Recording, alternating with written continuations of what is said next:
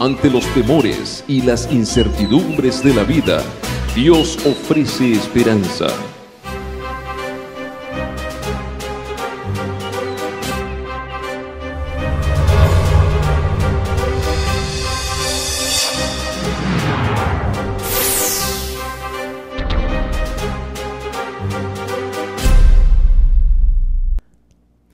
Apreciados hermanos y amigos, quiero aprovechar este momento para enviar un saludo muy especial a ustedes que nos han estado sintonizando por el canal Esperanza TV en esta serie titulada Encontrando Esperanza para el Mundo de Hoy. En estos momentos yo me encuentro en las oficinas de la Unión del Suroeste de los Adventistas del Séptimo Día, donde nosotros damos liderazgo y apoyo en el área evangelística a los territorios de Texas, Nuevo México, Oklahoma y Arkansas, Luisiana. En esta ocasión tenemos un tema muy importante que de paso ya estamos llegando al cierre de esta serie, es el último tema de esta serie y se titula Ante la muerte, Dios nos ofrece esperanza. Pero antes de que entremos al estudio de la palabra, vamos a escuchar al cuarteto Proclamad. Y para eso nos vamos a enlazar en el auditorio principal y entonces entraremos al tema de esta ocasión.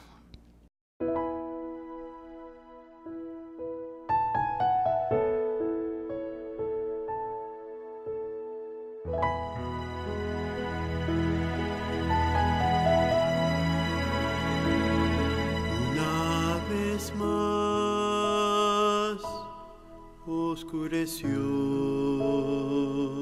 el sol se fue del corazón y ya no pude soportar. Sentí la falta de mi hogar. Oré a Dios en mi aflicción, a Él le abrí mi corazón. Fue cuando alguien me tocó, era Jesús quien me habló. Es solo un poco más, un poquito más, pronto te iré a buscar. Hay amor real, hay un río de paz y un cielo que será tu hogar.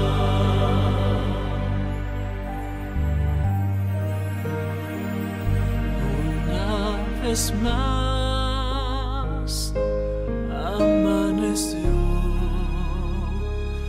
y el sol de fe en mí nació. Y cuando pienso en desistir, Jesús me llama y dice así: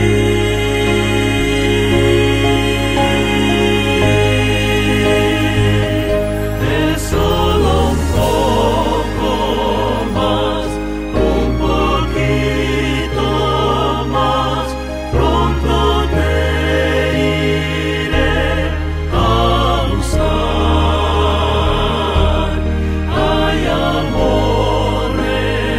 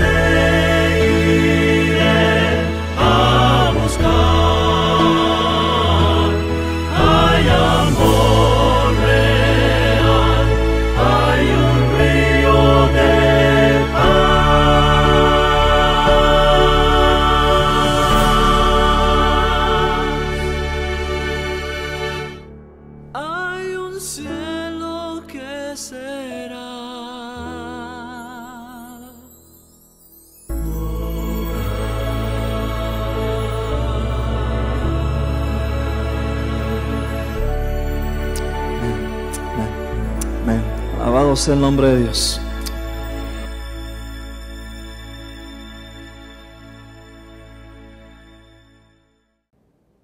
Apreciados hermanos, amigos, quiero agradecerles una vez más por permanecer con nosotros en el canal Esperanza TV. El tema en esta ocasión se titula Ante la muerte, Dios nos ofrece esperanza. ¿Sabes? Alguien dijo, en la vida hay solución para todo, menos para la muerte. ¿Será cierto eso? ¿Será que una vez que la persona muere ya no hay más solución para su problema? Bueno, otro dicho es, mientras hay vida, hay esperanza. ¿Será que una vez que mueres se te acabó la esperanza? ¿Será que una vez que la persona ha muerto ya no hay más esperanza para vivir? Bueno, el ser humano se pregunta qué pasa cuando una persona muere. ¿Sabes que el patriarca Job se hizo esa pregunta? ¿Habrá esperanza después de la muerte? En Job 14, versículo 14 leemos lo siguiente. Si el hombre muriere, volverá a vivir. Es buena pregunta esa, ¿no te parece? Cuando la persona muere, ¿qué sucede? ¿Sigue viviendo la persona o ya simplemente se acabó todo? ¿Será que Dios nos ofrece esperanza ante la muerte? Bueno, vamos a ver qué dice la Biblia. Porque si vamos a lo que los hombres dicen, vamos a escuchar diversidad de ideas, pero recuerda algo que hemos estado repitiendo en esta serie. Si está en la Biblia, yo lo creo. Si no está en la Biblia, no es para mí. Tú que nos ves desde tu hogar, únete aquí repitiendo conmigo. Si está en la Biblia, yo lo creo. Si no está en la Biblia, no es para mí.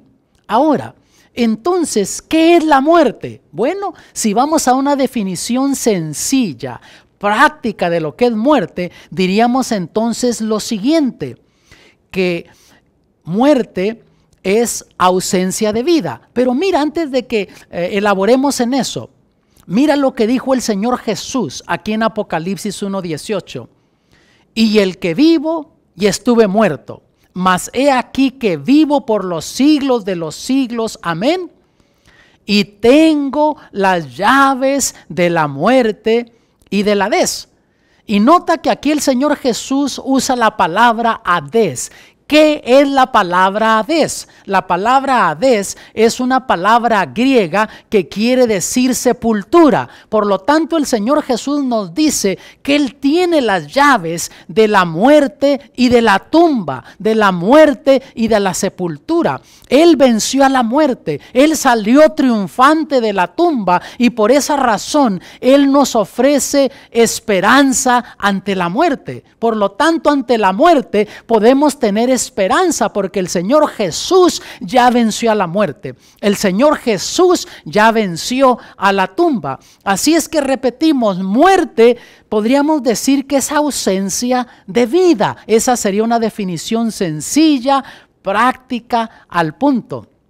Ahora entonces, si la muerte es ausencia de vida, para definir la muerte, primero tenemos que entender el proceso de la vida. Para que tú puedas entender el proceso de la muerte, tienes que entender el proceso de la vida. Entonces vamos a ir a la Biblia, vamos a ir al libro de Génesis, en la creación, y vamos a descubrir cuál fue el proceso para la vida. Y mira lo que dice allí en Génesis capítulo 2, versículo 7.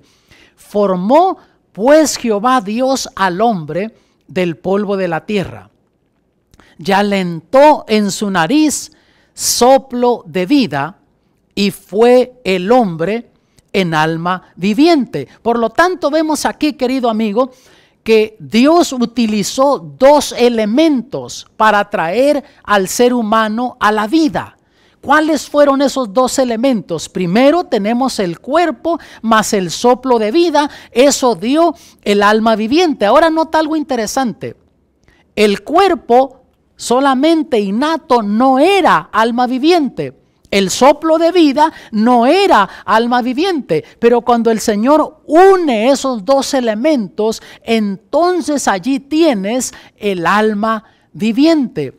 Ahora, Soplo de vida, ¿qué es eso? Bueno, el soplo de vida lo menciona ahí en Génesis con la palabra hebrea nefesh. Y en el Nuevo Testamento, en griego, se utiliza la palabra neuma. Y de paso te digo que en algunos países a las ruedas de los carros se les llaman neumáticos, que viene de esta palabra griega neuma. Entonces, ¿qué quieren decir tanto neuma como nefesh? Si vamos a la descripción de esas palabras, descubrimos que quieren decir energía, oxígeno o chispazo. Entonces Dios hizo el cuerpo, formó a Adán, pero no era alma viviente. Entonces el Señor le alentó ese soplo de vida, ese chispazo, esa energía que hizo que comenzaran a funcionar sus pulmones, ese oxígeno que le alimentó la sangre, el cerebro, y entonces llegó a ser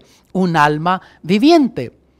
Ahora, descubrimos que entonces el proceso de la muerte es exactamente que el proceso de la vida, nada más que a la inversa. Leemos ahí en Eclesiastés 12:7 y dice: y el polvo se torne a la tierra como era, y el espíritu se vuelve a Dios que lo dio. O sea, se desprende el espíritu del cuerpo y eso vuelve a Dios que lo dio. Ahora la pregunta es, ¿ese espíritu podrá vagar? Porque hay gente que dice, eso que se desprende del ser humano es lo que está vagando, que tiene conciencia, que está allá en el cielo. Vamos a ver qué dice la Biblia.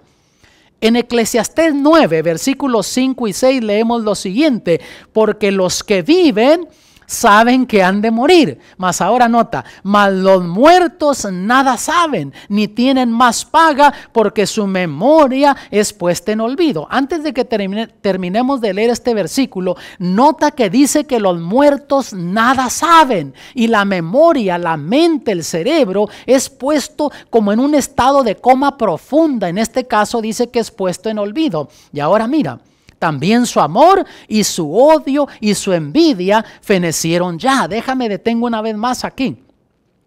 Notas que los sentimientos que la persona tenía no te los puede demostrar. Si era alguien que te amaba, no te puede demostrar ese amor. Si era alguien que te odiaba, tampoco te puede expresar esos sentimientos. Si era una persona que tenía envidia, ya no puede expresar ese tipo de sentimientos, porque entonces descubrimos que ya desaparecieron, fenecieron esos pensamientos, esos sentimientos. Y nota, ni tiene ya más parte en el siglo en todo lo que se hace debajo del sol. Y una vez me dijo una persona, bueno, es cierto, pero aquí debajo del sol, pero allá en el cielo están alabando a Dios. Eso que se desprende del ser humano, el espíritu, aunque la gente dijimos le llama alma, pero descubrimos que alma es la combinación del cuerpo y el soplo de vida. Entonces, mira lo que dice en Salmo 6:5, porque en la muerte no hay memoria de ti. ¿Quién te lo hará en el sepulcro? Buena pregunta. O sea, una vez que uno muere, no puede estar alabando a Dios en el sepulcro. Inclusive, yendo al Salmo 146, versículos 2 y 4, dice aquí el salmista: alabaré a Jehová en mi vida.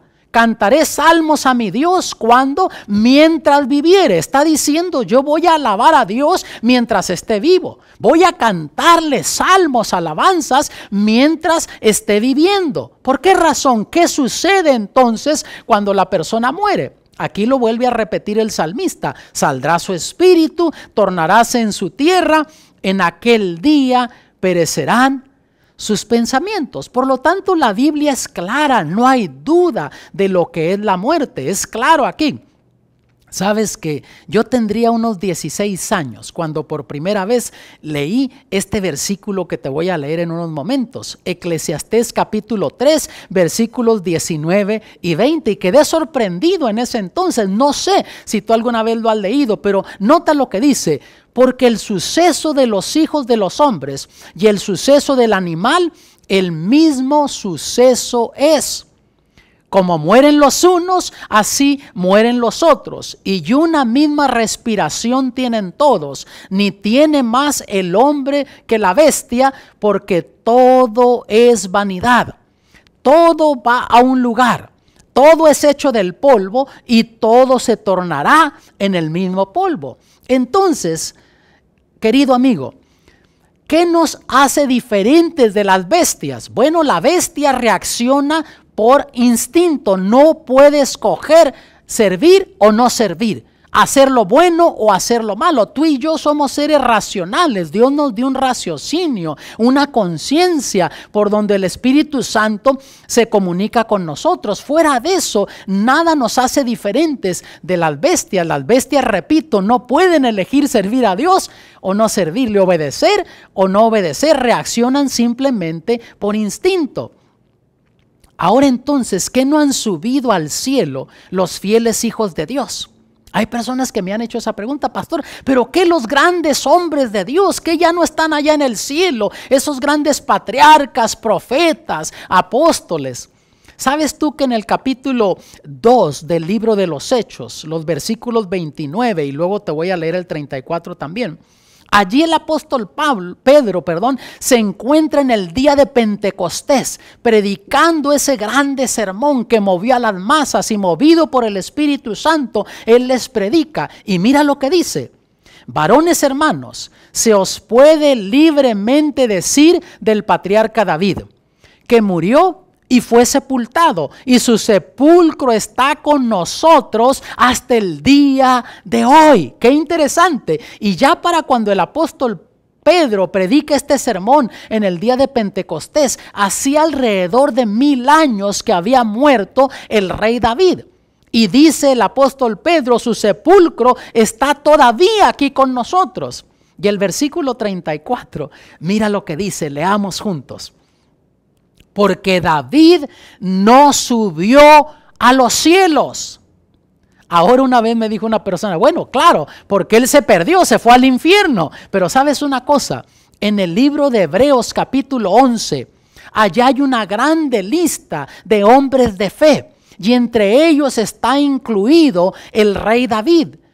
Y aquí nos dice que no subió a los cielos. Ahora, allí en el libro de Hebreos se cuenta entre los salvos. Entonces, ¿por qué no subió a los cielos? Ahora de paso te digo que allí en el capítulo 11 se menciona una grande lista que te voy a mencionar brevemente. Algunos se mencionan por nombres para comenzar. Y en el versículo 13 ahí de Hebreos 11 dice, conforme a la fe murieron todos estos sin haber recibido las promesas, sino mirándolas de lejos y creyéndolas y saludándolas y confesando que eran peregrinos y advenedizos sobre la tierra. Por lo tanto, notas que dice que conforme la fe murieron todos esos, y se menciona una grande lista de grandes hombres de fe. Y dice que conforme la fe murieron, pero no recibieron la promesa, simplemente por fe la miraron de lejos.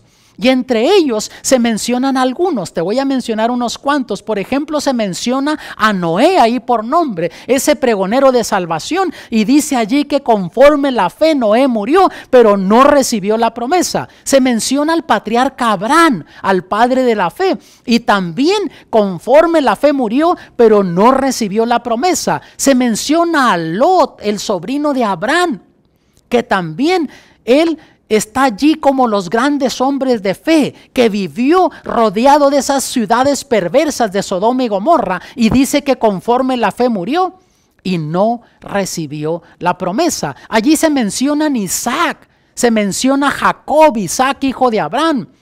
Se menciona a Jacob aquí, hijo de Isaac, nieto de Abraham, y conforme la fe murieron, pero no recibieron la promesa. Ahora también allí se menciona a Sansón, créelo o no. Y también dice que Sansón conforme la fe murió, pero no recibió la promesa de la vida eterna al morir. Ahora, ¿sabes una cosa? Cuando leo la experiencia de Sansón, eso me da esperanza para mí, porque cuando tú lees la vida de él, fue un desastre, Dios lo llamó, pero él tomó decisiones que le afectaron la vida, le complicaron la vida, pero con todo al final, él enderezó su vida con el Señor. ¿Qué te dice eso? Que Dios no ve lo que tú y yo somos, Dios ve lo que podemos llegar a ser cuando rendimos nuestra voluntad al Señor Jesús. Eso me da esperanza a mí y ojalá te dé esperanza a ti. Y luego se menciona otra grande lista de hombres, ya no por nombres, sino por características. Te leo el versículo 33, dice así, que por fe ganaron reinos, obraron justicia, alcanzaron promesas, taparon las bocas de leones. Y sigue mencionando otras características también de algunos de estos grandes hombres de fe. Pero ahora nota algo interesante en el versículo 39, léelo conmigo. Y todos estos, aunque obtuvieron buen testimonio mediante la fe, ¿qué dice?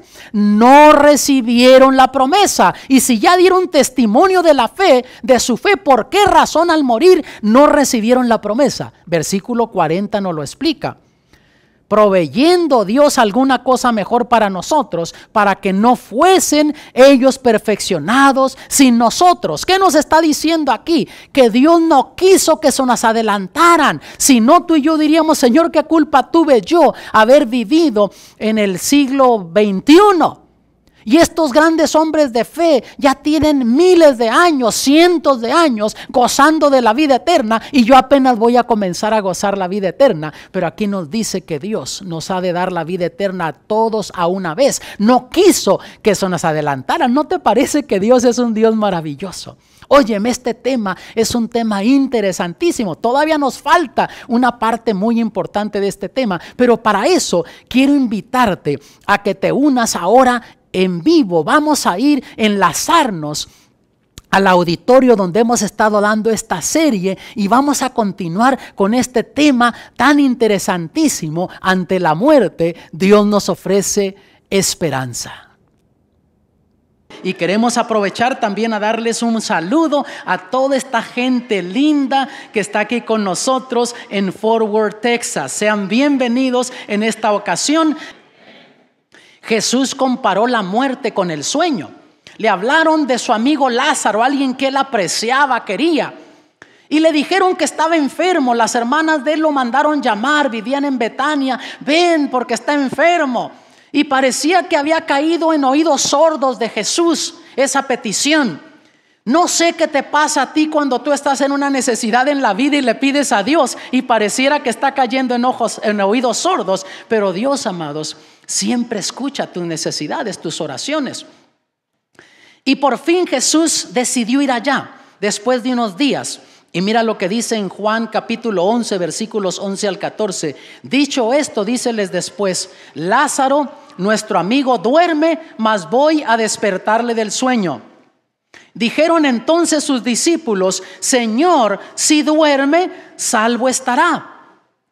Mas esto decía Jesús de la muerte de él, y ellos pensaban que hablaba del reposar del sueño. Tú que estás en tu hogar, piensa en esto. Los discípulos dijeron: bueno, si está durmiendo, pues ya se está reponiendo. Pero aquí Jesús dice que él estaba hablando de la muerte. Mira, entonces pues Jesús les dijo claramente: Lázaro, ¿qué? Es muerto. Lázaro está muerto. Por lo tanto, notas que Jesús comparó la muerte con un sueño.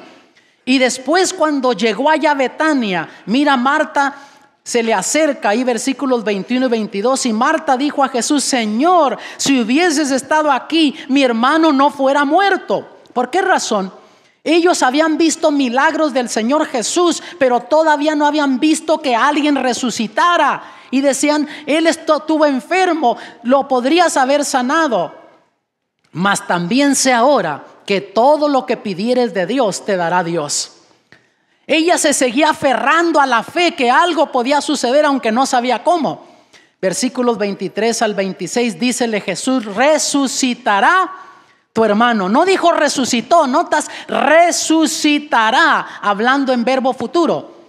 Marta le dice: yo sé que resucitará en la resurrección en el día postrero. Marta entendía, como los otros cristianos, que cuando una persona muere está descansando en el sueño de la muerte en la tumba y espera la mañana de la resurrección. Ella tenía esa promesa y esa confianza, pero no quería separarse de su hermano. Lo quería, lo amaba, quería seguir gozando el compañerismo de su hermano.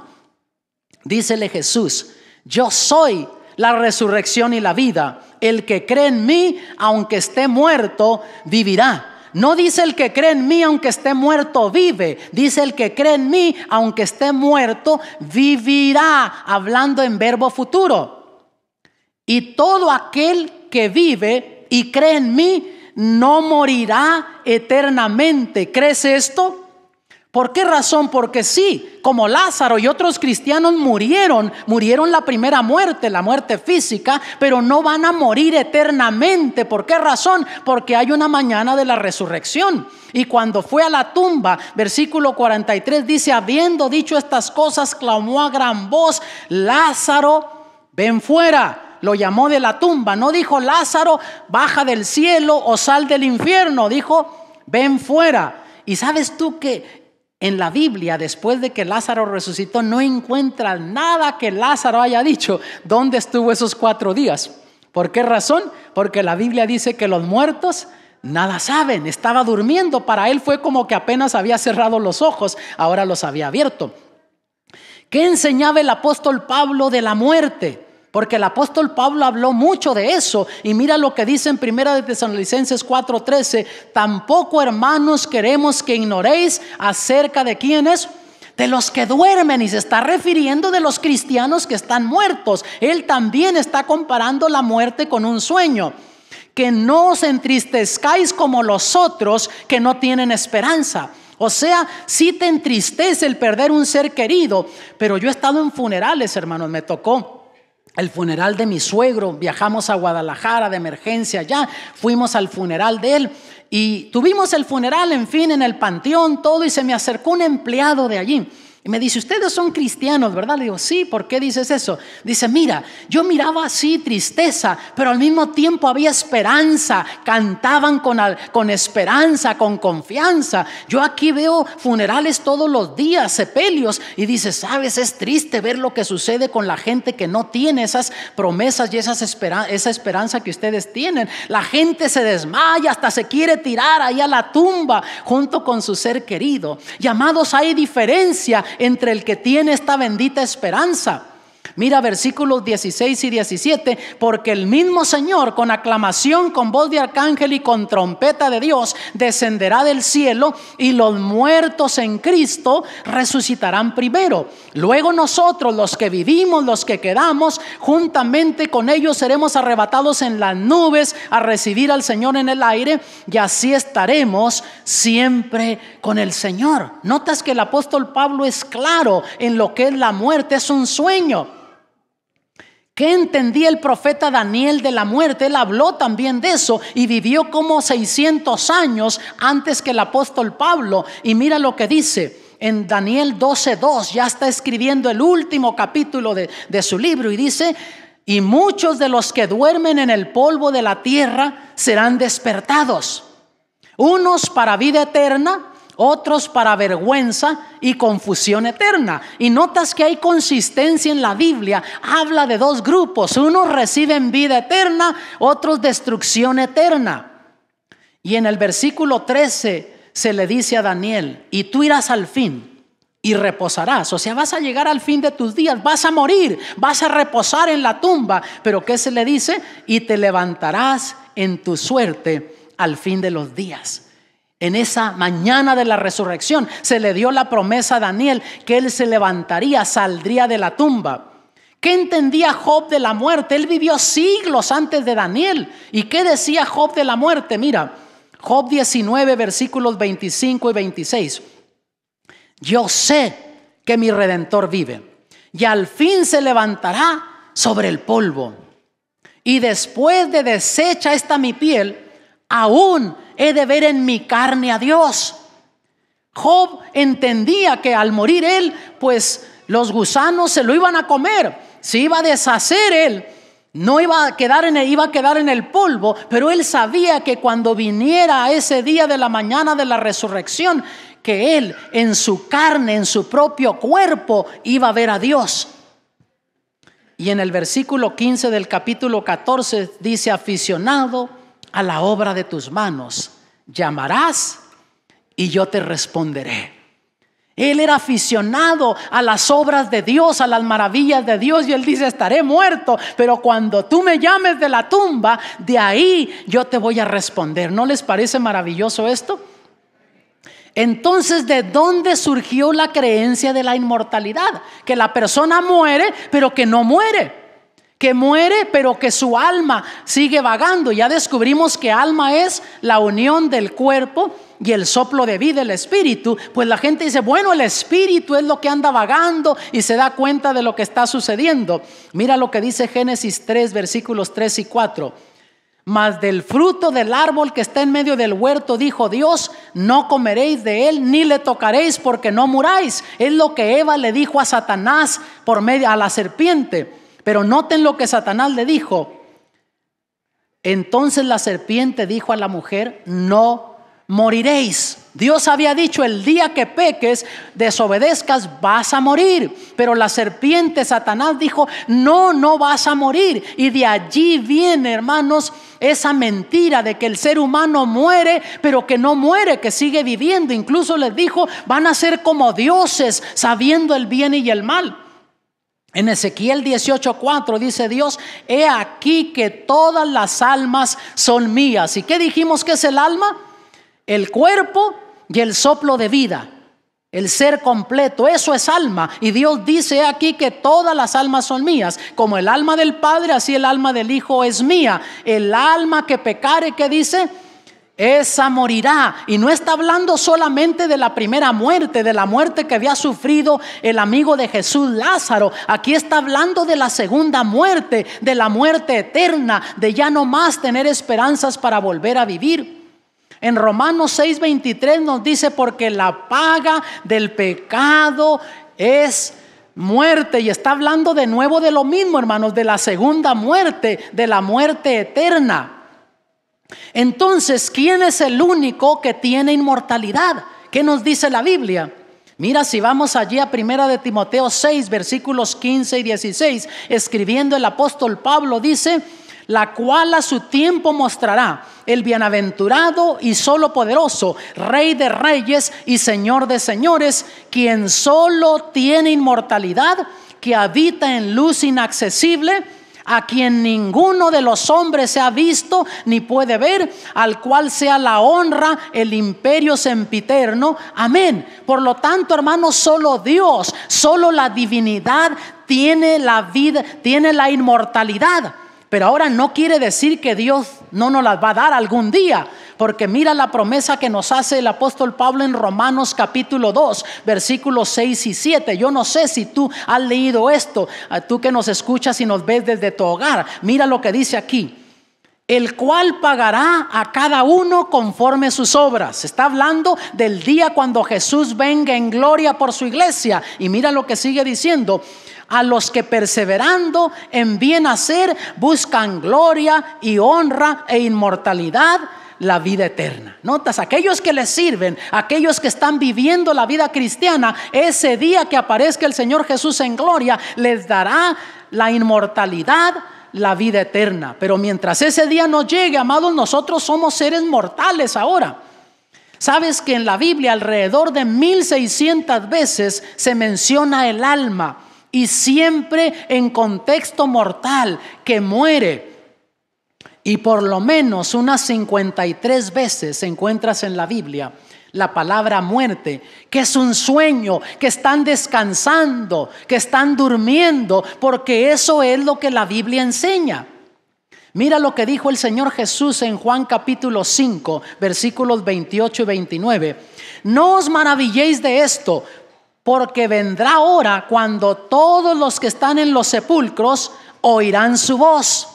Cuando dijo esto el Señor Jesús, ya habían pasado alrededor de 4000 años de existencia en este mundo. Quiere decir que habían muerto millones y millones de seres humanos, y todavía no había llegado ese día que todos los que estaban en los sepulcros, todos esos que estaban ahí, todavía no habían escuchado su voz. Y mira lo que siguió diciendo: y los que hicieron bien saldrán a resurrección de vida, mas los que hicieron mal a resurrección de condenación. Notas que hay consistencia en la Biblia, exactamente la misma idea. Unos resucitan para vida eterna, otros para condenación eterna. Ahora, amados, pongámonos a pensar, analiza tú eso, aún también tú allá desde tu hogar, analiza esto. Si fuera como la gente dice, que cuando la persona muere, si era buena, se va derechito al cielo. Si era mala, se va al infierno. ¿Para qué vendría Jesús? ¿Qué sentido tendría la segunda venida de Cristo Jesús? ¿Para qué vendría esa resurrección?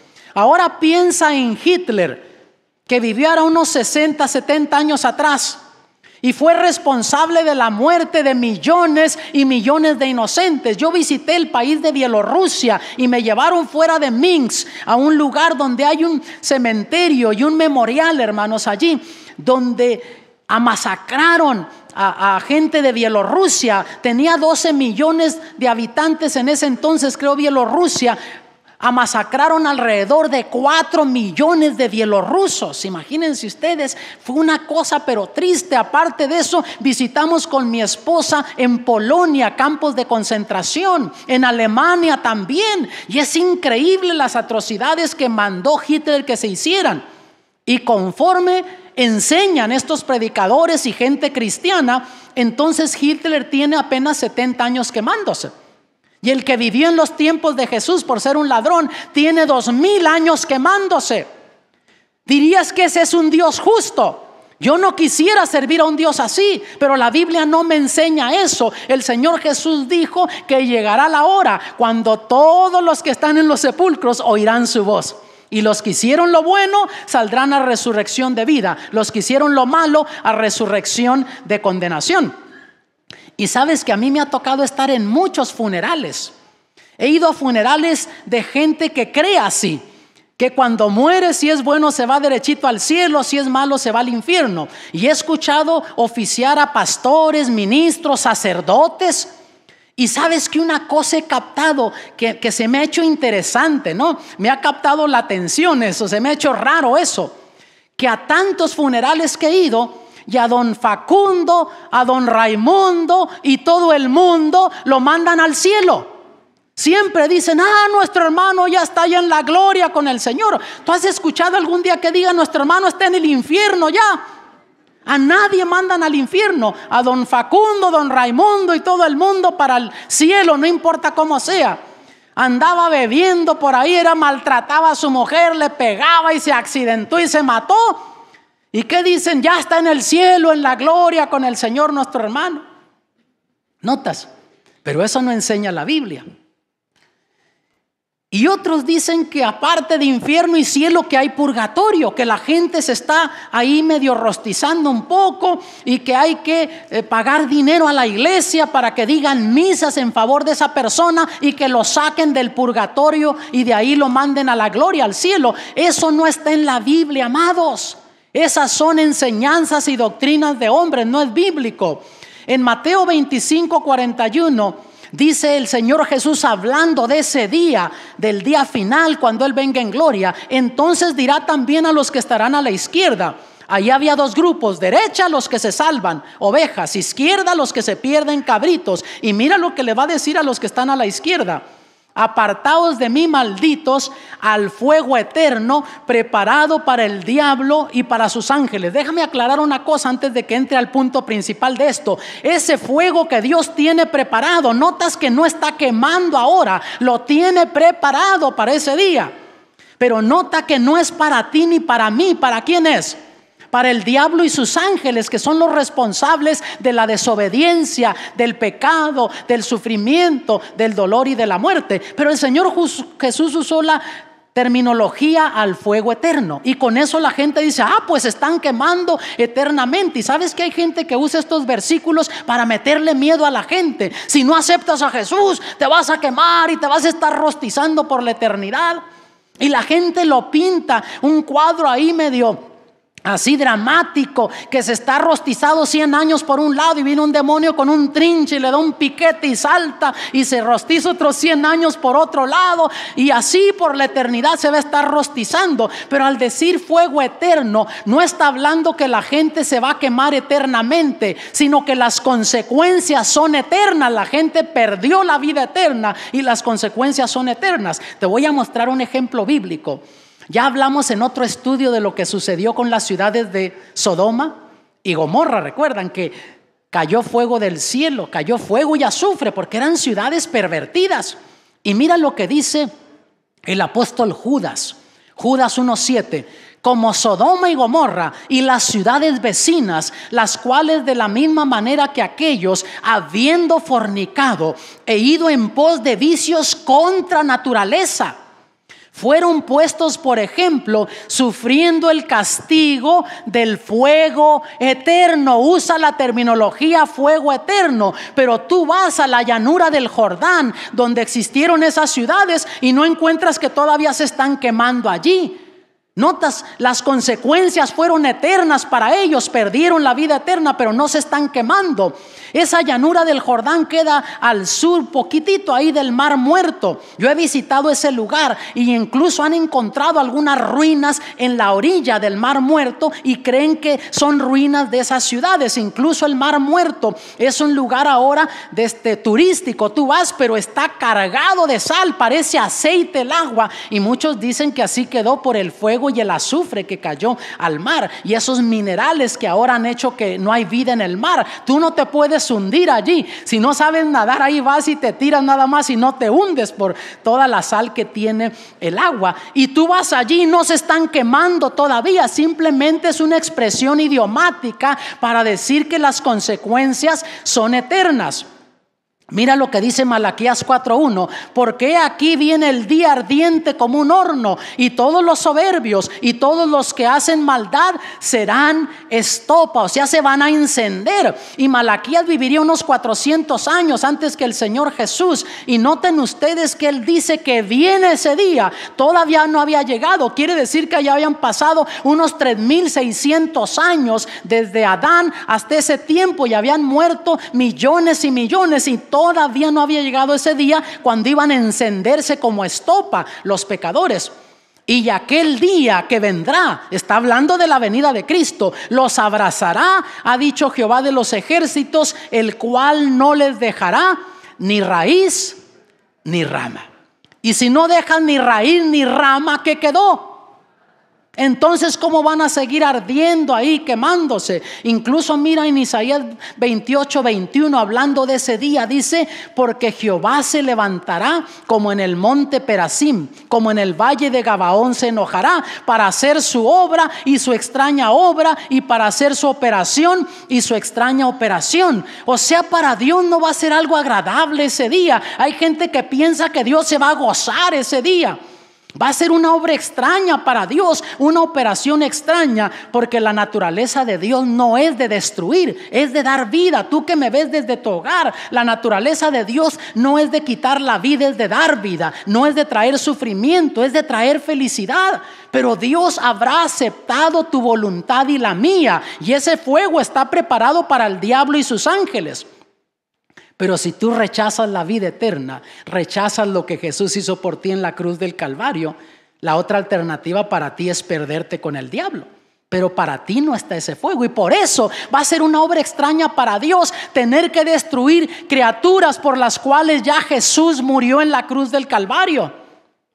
Ahora, ¿qué de aquellos que dicen: pastor, pero es que me habló mi familiar, yo lo escuché o lo miré y era igualito? Hermanos, para comenzar, ¿saben ustedes que donde la gente es supersticiosa, sabían ustedes que es donde más se hacen manifiestos estos fenómenos? Y también tú puedes sugestionarte, tu mente logra aceptar ciertas cosas y ve cosas que no son. Yo recuerdo de muchacho, yo crecí en Tijuana, ahí en la frontera con Estados Unidos. De mi casa yo miraba Estados Unidos, hermanos. Pero sucedió algo interesante, porque comenzó un rumor con los amigos que en una esquina, ahí 2 cuadras antes de llegar a mi casa, se aparecía a las 11 de la noche una mujer vestida de blanco.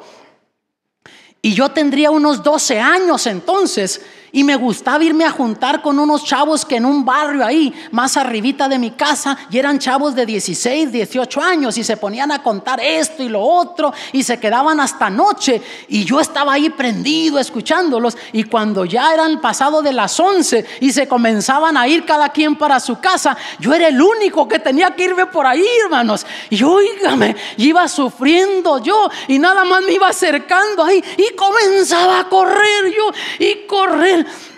Y ahí mi madre cruzaba por esa calle y sentía que algo me agarraba por atrás, hermanos, y no había nada, era nada más mi sugestión. Yo había creído eso y lo aceptaba y comenzaba a experimentar eso. Pero por otro lado, hay personas que me han dicho: pastor, pero es que me habló mi papá, o yo lo miré y me dijo cosas que solo él y yo creíamos, conocíamos, nadie más sabía, eran cosas secretas. Y sabes una cosa, yo creo que sí, alguien le habló y que miró algo, porque no tienen razón del por qué mentirme estas personas. Lo único que sí te digo, no fue la voz del abuelo ni del familiar. ¿Notas? ¿Quién fue entonces? Mira lo que dice 2 de Corintios 11:14. Y no es maravilla, porque el mismo Satanás se transfigura en ángel de luz. ¿Para qué? Para seguir engañando a la humanidad, que la gente siga creyendo en la inmortalidad del alma, así como lo presentó en el mismo jardín del Edén. Y sabes, al diablo no le interesa cómo la gente le rinda culto, siempre y cuando lo adoren y le rindan culto, ya sea que sea en el nombre de religión de Satanás o en el nombre de religión cristiana. Cuando se rebeló en contra de Dios, hermanos, en el cielo, una de las razones por que se rebeló fue porque a él no le rendían culto los ángeles del cielo. Él quería ser igual a Dios, quería que los otros ángeles lo adoraran a él como adoraban a Dios. Hoy por hoy hay iglesias en San Francisco y en otras ciudades que le llaman iglesia de Satanás. Imagínense, la gente va y adora a Satanás abiertamente. En el nombre de religión de Satanás, uno pensaría que eso lo harían por allá en el África, escondido en otros lugares, pero tú ves gente profesional, gente que son empresarios y con todo adoran abiertamente a Satanás. Y tú ves iglesias cristianas, amados, en el tiempo de Halloween, ¿qué hacen? Ponen en sus boletines: traiga a los niños a la iglesia, porque este domingo les vamos a tener una fiestecita de Halloween a los niños. Se aparece por ahí un niño vestido de demonio con cuernos y todo, y ahí va a la iglesia. ¿Qué cosas? ¿Qué tiene que ver eso con el cristianismo? ¿Notas? Es adorar a los malos espíritus y tantas cosas que la gente celebra en el nombre de religión. Te hago otra pregunta también. ¿Qué tiene que ver una coneja con huevos con la resurrección de Jesús? Si tuviera tiempo, yo te diría de dónde viene eso. Es una práctica pagana, pero tú ves que en las iglesias cristianas ese domingo les celebran eso y le llaman un egg hunt. Van a ir a buscar huevitos y se los esconden, y eso no tiene nada que ver con el cristianismo. Y al diablo no le importa cómo la gente le rinda culto, ya sea en el nombre de Satanás o en el nombre de religión cristiana, pero que lo estén adorando. Eclesiastés 3:11 dice: todo lo hizo hermoso en su tiempo y ha puesto eternidad en el corazón de ellos. Dios nos hizo para vivir eternamente, hermanos. Dios no nos hizo para morir, y aunque tenemos la esperanza de la resurrección, nos resistimos a la muerte, ¿sí o no? No queremos morir. Mira lo que dice Salmo 116, versículo 15: estimada es a los ojos de Jehová la muerte de sus santos. Y dijimos que un santo no es otra cosa más que un pecador arrepentido, perdonado y justificado por Cristo Jesús. Entonces, amados, ¿por qué es de grande estima para Dios la muerte de sus santos? Porque Dios no mide nuestra felicidad en días, semanas, meses y años como lo hacemos. Dios mide nuestra felicidad por la eternidad. Y cuando un cristiano muere en Cristo, ya está sellado para la eternidad. Dios sabe que ese cristiano ya no va a tener que seguir luchando contra los sinsabores de la vida, los problemas de la vida, la enfermedad, los ataques del diablo. Sabe que ese ya está seguro, esperando la mañana de la resurrección. ¿Cuántos de ustedes están contentos? Levanten la mano, porque se van a morir. Pero ¿por qué bajan la mano? Si mueres en Cristo, eres bienaventurado. Es de grande estima para Dios. Ya ven que comprobé que no se quieren morir, hermanos. Mejor preferimos ver al Señor Jesús venir en gloria, resucitar, que tener que esperar, ser trasladados, transformados, que esperar la resurrección. Mi esposa y yo visitamos Italia un tiempo atrás y fuimos a la ciudad de Roma. Y hay unos pasadizos subterráneos, las catacumbas. Y ahí hay tumbas de cristianos, pero hay una que otra de gente que no era cristiana. Y en las tumbas de los no cristianos dice adiós para siempre. Pero en las tumbas de los cristianos, ¿sabes lo que dice? Adiós hasta que nos volvamos a ver. Porque esa era la esperanza de los cristianos. Ellos creían en la mañana de la resurrección. Mira lo que dice 1 Corintios 15, 54 y 57. Y cuando esto corruptible fuere vestido de incorrupción, y esto mortal fuere vestido de inmortalidad, entonces efectuará la palabra que está escrita: sorbida es la muerte con victoria. Y entonces sí, hermanos, mira lo que el pueblo de Dios va a decir: ¿dónde está, oh muerte, tu aguijón? ¿Dónde, oh sepulcro, tu victoria? Porque ya no más va a tener control, no más va a tener potestad de los hijos de Dios, porque entonces habremos recibido la inmortalidad, la vida eterna. Y gracias a Dios que Jesús murió por nosotros. Y por eso dice en Apocalipsis 1:18: y el que vivo, ya estuve muerto, mas he aquí que vivo por los siglos de los siglos, amén, y tengo las llaves de la muerte y del Hades. Jesús es la garantía de que va a haber una resurrección, porque Él salió triunfante de la tumba. Y todo aquel cristiano que ha pasado a la tumba, tú tienes la certeza que lo vas a ver en ese día glorioso, en la mañana de la resurrección.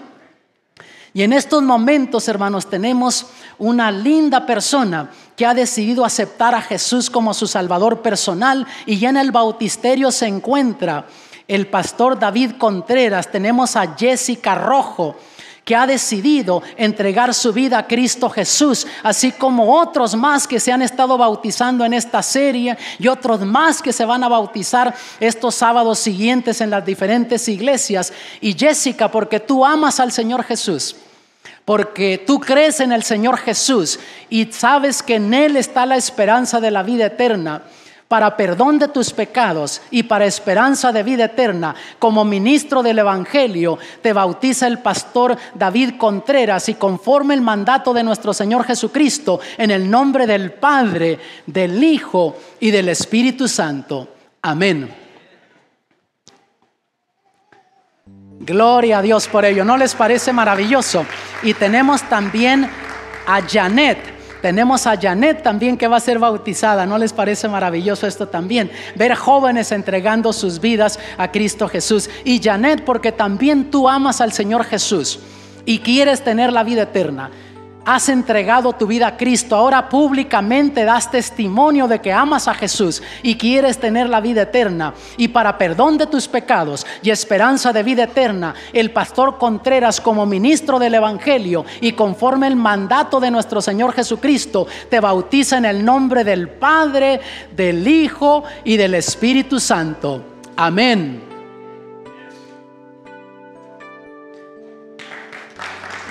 ¿No les parece maravilloso esto, hermanos? Gloria a Dios. Cada decisión es un milagro, ¿sabes tú? Cada decisión, cada persona que se decide por Cristo es un milagro. Y gracias a Dios por muchos milagros que hemos visto en esta serie, pero Dios todavía quiere obrar otros milagros más que hay aquí. Otros sucederán en estos sábados que vienen. Pero si tú no has decidido por el Señor Jesús, Él te invita para que tú puedas tomar esa decisión. Y sabes que esa mañana de la resurrección va a ser un momento feliz, un encuentro con amigos, familiares. Yo anhelo que llegue ese día. Yo no sé tú si tienes amados que estás esperando verlos que resuciten, que salgan triunfantes de la tumba. Yo sepulté a mi mamita 1 año y meses atrás. Espero verla en esa mañana de la resurrección, una mujer muy cristiana. Pero sabes tú que a quien más anhelo ver, y por una razón especial, es a mi padre. Y te voy a decir por qué.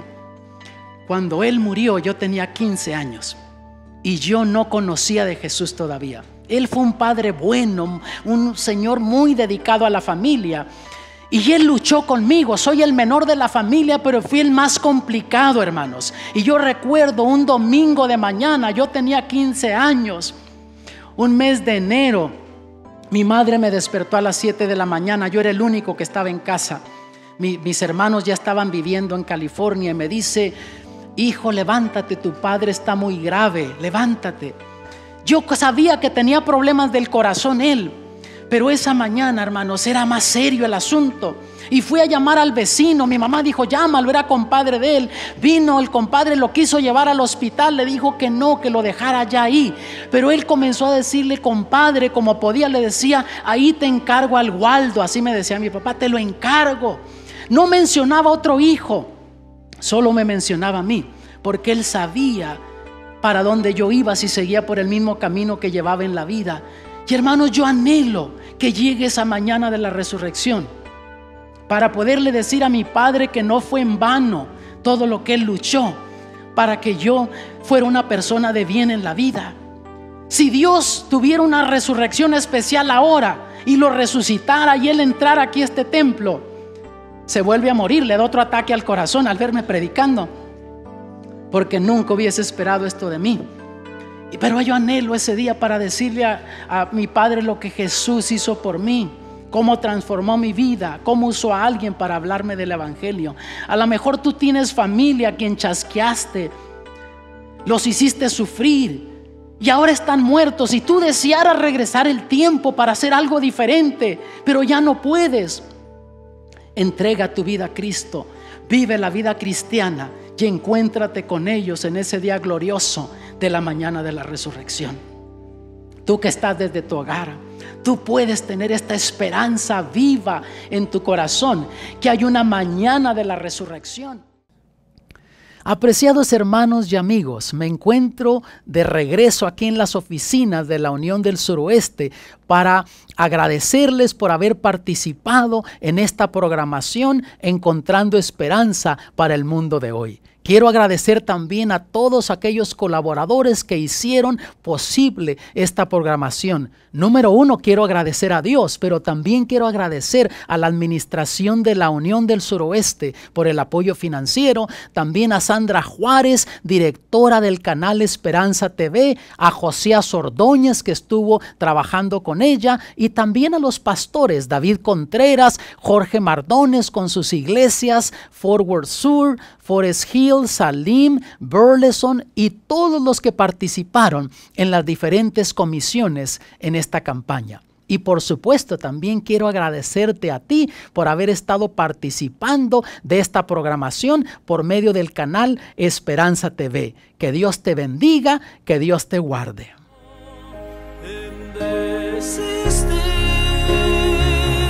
Jesús me llama.